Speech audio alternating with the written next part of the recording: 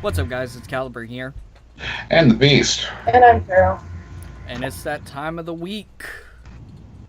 Finally, can do PlayStation versus Xbox. Yay. Now, I will admit, before we get started with this, let me fix my headphones. I will admit, I talked a lot of shit about PlayStation blindly, without trying the console. I was an Xbox fanboy, but I look at both of them as equal. There are pros and cons to each of them. The pros and cons to each of them. And I think a lot of people forget that. So, starting off with the console. Now, if we're taking a look at the original Xbox One, the fat Xbox One, the shit that looked like a goddamn VCR Xbox One, that right there in itself, how big it was a fucking con. It was such a big con that it was so fucking big. It's like, I can understand if they shoved the power supply in it. But no, the thing had an external power supply, but it also had the big fan. Yeah. Which, surprisingly enough, I haven't had issues with that fan getting loud. So, that's a pro. The fan didn't get that loud. Compared to the original PlayStation, that the fat PlayStation, when it first launched, sounded like a damn jet engine. Oh, please tell me you have you experienced that? Oh, yeah. Yeah. Okay, so you But both wait, are you talking about the PlayStation 3? PlayStation 4. Well, The but PlayStation 3 had that bad. Yeah, PlayStation well- 3 had that bad. But the PlayStation Well- 4 also had it. oh yeah, they both do. That's what I'm saying. PlayStation's always had a loud jet engine for a fan. I don't know how big the fan is, but I assume it's probably pretty big. It's got to move a lot of air because you have to understand. PlayStation has always done this with all of their consoles. The PlayStation 1, the PlayStation 2, the PlayStation 3, and the PlayStation 4. Well, no, not the slim PlayStation 2. That actually had an external power supply. That one had an external power supply. But the original fat PlayStation 2, the PlayStation 1, and the PlayStation 3 all had internal power supplies. And so does the PlayStation 4. Which isn't a bad design choice because it's 2018. We should have the cooling technologies available to stuff our power supply into our console. Which they actually did that with the Xbox One Slim. You take the Xbox One S, I call it Slim, but the Xbox One S cable, you can plug it into the PlayStation. I believe you can plug it into the PlayStation and vice versa. Because they both use the same style connectors. Right. But, so that was a con. The original fat Xbox One was huge. They revised it with the Xbox One S. It's a lot smaller. It's a smaller footprint. It's definitely easy to take with you on the go. Same with the PlayStation 4. It's easy to take with you on the go if you're going on vacation or something. You want to have some games to play. If honestly, if no offense to you, babe, but if handheld gaming is not your thing, bless you. Thank you. But they're both easy to put in a bag and take with you. So Right. there's a pro to that. That's a pro on both of them. I'm Now pretty sure Xbox is heavier than PlayStation, just saying. actually, believe it or not, with the Xbox One S, they're about the same weight. They're literally about the same weight. PlayStation may be a tad bit heavier, or not PlayStation, Xbox may be a tad bit heavier, but not by much. I can pick my Xbox One S up with one hand. Nice. Compared to the original Xbox One, where you had to pick it up with two hands because it was overly fucking heavy. I don't know where all that weight came from. Maybe, hopefully, a big ass heat sink. But Yeah. diving into the user interfaces, so obviously Xbox One has the Xbox OS version of Windows 10, and then PlayStation has, what OS is PlayStation called? Just PlayStation OS? I'm unsure. whatever it's called, and you have the user interface for PlayStation. Now, there's a con to Xbox. I hate the user interface with a passion. Even before I got the PlayStation, I honestly hated it. I was like, okay, Windows 10, that seems pretty cool. But when I got the Windows 10 update, I'm like, it wasn't bad at first, but with all the shit they made changes to, it's god awful now. Let me go ahead and say what you want to say, Beast. I'm re-dripping over here. No, you're fine. What I have had a very limited experience with the Xbox One. Now, previous models, yeah, I've had a lot of experience with the 360, all the way back to the original big old box. But I mean, as of what I have experienced with this one, a lot of the flaws were taken care of. Obviously, 360's legacy. I mean, that was just atrocious. Let's not get started on the Red Ring of Death. Yeah, we're not going to get started on that. I think I don't think we need to bring that up. I think it's been brought up to death. Like you said, there's pros and cons to both of them. How I've always looked at it is this: if you're going for online capability, I've always said that the best bet you're going to have is going for Xbox. Xbox has a better online capability. Right, community capability, anything. If you want something that's more about actual graphics and tone and depth type of deal, I've always said go PlayStation, only because they don't have any lag. They're just pretty much straightforward. I never experienced lag with my Xbox 360 or my Xbox One S. I've always experienced lag with an Xbox. I don't know. So much. Yeah, it's always there's. I mean, you can even tell it in video side by sides. I mean, they're just like there's a lag to it, very slight, but there is. Now that you mention it, I mean, I would have to play the same games, but I do notice that PlayStation runs a little bit smoother. It does, and that's the thing. That's why they're good about, like, if you're going for like a role playing or a story type of game, even fighting games in general, just like for basically playing one player or two player at your house.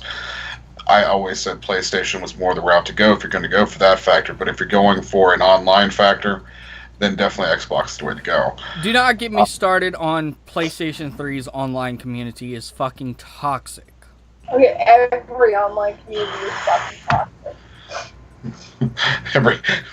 every online. I will say this.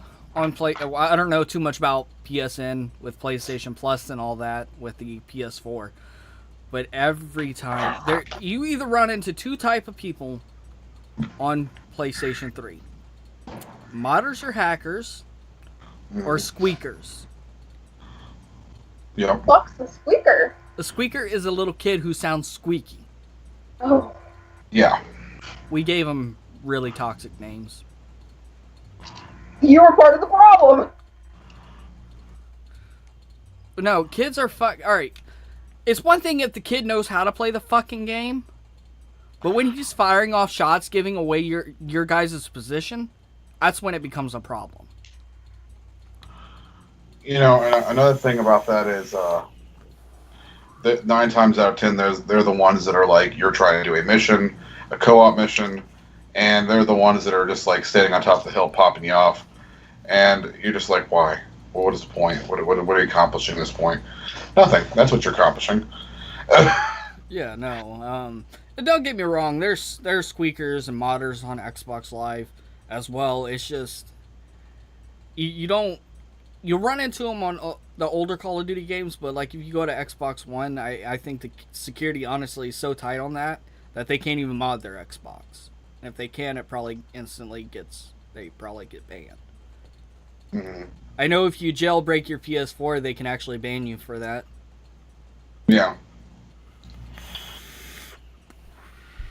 Now let's talk about the price of the membership. Now I don't know if Taro was looking at American prices for Xbox Live or Canadian prices, whatever it may be, they probably, let me look this up real quick. Yeah. I do monthly memberships, so there's that. Looking at the yearly ones, at least the ones that I looked up, Xbox went down to 40, and PlayStation, that's for Xbox Gold, and PlayStation was at 60. Sorry. Lost my train of thought. Prices, at least let's put this on our end, it's looks about the same. You got like the gold, you look at a 12-month, it's $59.99. You have 3-month memberships also for $24.99. That's for the gold. For the plus, you're looking at $49.99, and they have a 3-month membership for $17.99, and then 1-month memberships for $9.99. They're the same. They're the same monthly. Looks like they kind of give you a little bit more of a lax on the plus for the PlayStation Plus. When you go to 3-month and the year, the year difference is only looks like $10, and then the PlayStation Plus and the Gold on the 3-month, you're looking at about not quite $10, maybe like, let's see, that's about $6 or $7. Yeah. So do I mean, they have the 1 month for PlayStation Plus, or is it just 3 yeah. months? How much is No, the they 1 have- month? they're both of them are the same. So for the Gold and Plus are both $9.99. Okay, so $10, not bad. Yeah, they're not. Yeah, Like I said, I do it bi-monthly. I know you end up spending more in the long run when you could just pay $60 for a year. mhm. But it's easier to keep track of. It's just easier to keep track for me. I do by the year too. That's what my my Plus membership is. Now when I did live, PlayStation Live, when I did the Gold membership, of course that was a little while ago, but I did the 3-month on those. But that was just because at the time that was just the more economical thing to do for me. All right, so economically speaking, yes, it is better to purchase the 1-year membership, right? Yeah, absolutely. But you also have to look at it from this standpoint. Are you going to have the $60, say, for PlayStation? Are you going to have the $60 in your account to be able to do this?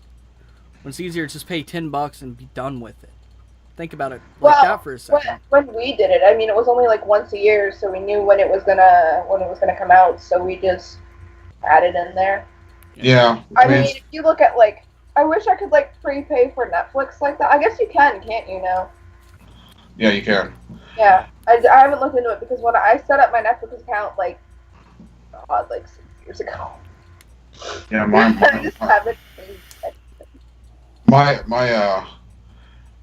if I went back to my history, if you go back to the history part, it actually there's something it says on there, it says something funky, but it's I've had this thing for almost about 10 years for the Netflix. Just about. I mean, I give or take. I mean, I can't remember exactly how long it was since I've had it, but I've had it quite a bit. Yeah. and yeah, it's. I think that I wish. I'm glad they're kind of going that way. I like the annual, really, especially with something like that. Obviously, when you're talking things ones that don't give you an option except for to do a yearly subscription, like Amazon Prime. Really, you're not. See, I don't think you're really gaining anything from that because you don't even know what you're really starting off with anyway. There's no price plan to be am I even getting a deal anyway? It's what is a monthly breakdown of that? You know what I mean? Then are you getting anything from that? Probably not. Well, I'm gonna say this for the membership because obviously I don't have a job. We all know this. I'll fully admit I don't have a job. My grandparents pay for my Xbox Live subscription. So looking in the standpoint of them, they have all this stuff that hits them when the check goes in. So they have their house note, the car insurance, the house insurance, the light bill, the water bill, and stuff like that. So at the end of the day, they're not going to have $60 to be able to just purchase on an Xbox Live membership when it's easier for them to just do the 10. See what I'm saying? Oh yeah, I mean, like if that's what I mean. That's also monthly budgeting versus yearly budgeting. Yeah, that's the difference. Like I And mean, that's entirely other concept of its own. Like, Yeah, we're not gonna get too much into that. I just wanted to make that point. It's going to be cheaper. no, it's going to be cheaper in the long run just to buy the membership. yeah, the 1 because year if you're membership. spending $10 a month for 12 months, that's $1,200. If you pay the 60, that's literally half of it. It's only $60. That's not $1,200. What the hell? It's 120. My brain added another zero. Yeah, I may actually end up talking to my grandparents because I do want to kind of try and keep Xbox Live as well. So I'm gonna see like if we can plan this out. Like one day I won't go to the vape shop for a couple of weeks and plan it out. Either way, Xbox versus PlayStation. Yeah, Xbox versus PlayStation. So obviously the user interface on on PlayStation is a lot better. mm-hmm. And I like I've seen a lot of people bitch about the membership thing. You guys have to understand, the reason Sony went for the membership is because you're gonna have to pay for security now. That was the biggest problem with PSN for PS3. There was no security. The price also goes to maintain the servers, which goes back to the PS3. That's why a lot of the servers were down, because there was no maintenance being done on them. Maintenance is a key factor to keep things running.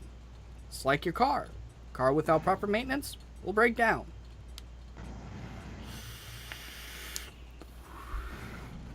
But let's move on to controllers. So, obviously, I have my controllers down here. My PlayStation controller. I gotta say, it's not as bad as I thought. It's a little small. It doesn't take much getting used to, believe it or not. Unless you have muscle memory. Because like I said, I swap, in the rant video, I swap back and forth between PlayStation and Xbox 360. PlayStation 3, Xbox 360, Xbox One. And I just kind of rotated those two. And then I tried to play Minecraft with her. That didn't work out too well because Minecraft wouldn't update. So that sucks. But I will say, this style right here, to me, this is my personal opinion. He may feel different. She may feel different. The way the joysticks are laid out is, this is a much more natural position to be in. Because your hands just kind of fall like that. And it's not really that far of reach compared to something like this. This kind of gets, I'm not going to lie, I get, if you want to call it player's fatigue after a while. Like my hands start hurting and whatnot. But whenever I play Xbox for extended period of time, I don't get any cramps or anything like that. So I think it's just really, it comes down to design of the controllers. Yes, this is bigger. But because it's bigger and the way it's designed, it's, to me, much more comfortable. Now this... To that, folks, size doesn't matter. This isn't bad. If I could literally ignore the pain that I'm in when I'm using this controller, it'd be fucking great. It's a good controller. A lot of people hate this touch bar. I kind of like it. I think it's a pretty neat feature, especially coming from this controller. I never used it. You use it when you actually play Batman Arkham Knight because you have to press this. You have to press this. Yeah, I know you have to, but I mean, it's like, except for when it was absolutely necessary. Like, I never used it to move around the thingy or anything like that. It's interesting. It takes a little getting used to. Alright, so, going back, diving into the consoles. The one feature I love about this controller is the share button. Double tap the share button, it starts recording. Double tap it, stops recording. Not with Xbox. I have to push the menu, go to another menu, select the app that I want, select the recording app, start recording. Now, this, double tap and you're recording. Now, talk about the recorders, because they're pretty much the same. Yeah, pretty much. They both record in 720p, which is HD. I wish it would have been 1080p, but don't really know if either console can actually handle that. Yeah. You have to look at it. In that instance, you have to look at that from a design standpoint and the architecture of each chip. Will it be able to handle 1080p recording? So, the recorders, to me, are even. I've watched, obviously I made some videos on my Xbox One, and I also made a video on my PlayStation 4. I really don't notice a difference in the quality of the actual game. Beast has watched some of my old gaming videos. Do you notice a quality difference? Not really. I mean, if there is one, that'd be really minute. Yeah, it's indetectable. But it's crazy that we sit here and fight over which console is better when we have to understand they're two entirely different products. Right. Yeah, their root is the same, basically. Like, they both play video games, right? Yeah. They're both entertainment systems. But they're both geared two different ways. That's why they're such a different... That's why they're both different. That's what it is. We also have to understand that PlayStation caters to a different type of gamers. Xbox has always been about Gears of War, Halo, fighting or shooting games. And you have, for PlayStation, you have games like Uncharted, The Last of Us, and games like that. Right. That are more strategy based. Uncharted is kind of strategy based if you think about it. I don't know. When I look at Xbox, like Xbox, like no 360, no nothing. When I look at Xbox versus PlayStation, like 1 and 2, PlayStation took it with their titles. Spyro, Crash Bandicoot, Kingdom Hearts. These are like age-old titles. The only thing I can remember from Xbox is Halo. Well, yeah. Xbox also had the Forza line, which was really popular with racers. Yeah, but here's the thing. When you think Xbox, what do you think? Halo. When you think PlayStation, you think, wow, Spyro, Crash Bandicoot. Fuck. God of War. Yeah, GTA is often associated with PlayStation for some reason, even though it's a crossbow. You know what I mean? Like, but when someone says GTA, for some reason my mind goes to PlayStation. A lot of people's minds do. Yeah, because all right. So the reason your mind automatically goes to PlayStation. You okay? Yeah. The reason your mind automatically goes to PlayStation is because Grand Theft Auto was the most popular game played on PlayStation. Nobody ever played it on Xbox. I know. That's what I'm saying. What I'm saying is, you have Xbox. When someone says Xbox, you think Halo. When someone says PlayStation, it's a multi-title platform. Yeah, but then you look at PlayStation 3 versus the Xbox 360, and when Gears of War came out, that kind of took the cake. Yeah, I get it. I was just making a point. I know. Anything else? I was not done. But going back to the games, so if we compare, I've played Forza. I play Forza a lot, and I've also played Gran Turismo. I did not like Gran Turismo. It was supposed to be a racing simulator, but it's like half the shit you did in there was unrealistic. Mm-hmm. I mean, don't get me wrong, some of the shit in Forza is unrealistic too, like going 200 miles around a corner in a Lamborghini. Highly unlikely.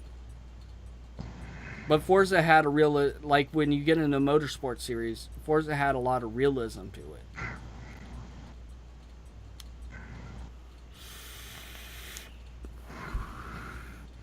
But let's see what else I can think of. If I can't think of anything, we'll cut it off here. Well, I mean, this is getting kind of long, so I mean, if you want a part 2... Yeah, we can do a part 2. Anyways, guys, if you enjoyed the video, leave a like down below. Don't forget to comment and subscribe. Don't forget to subscribe to S13_the_Beast. And don't forget to subscribe to TerraStorm. Anyways, guys, this is Storm Family signing out.